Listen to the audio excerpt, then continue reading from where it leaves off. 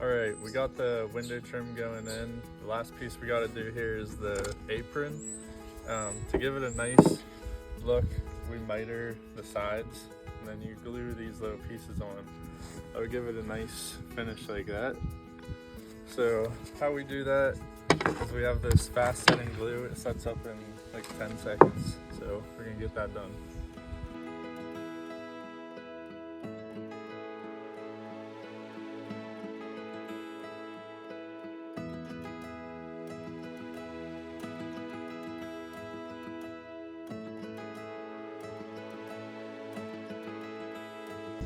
Alright, so this is what it's gonna look like then once it's glued. Now we just have to nail it on.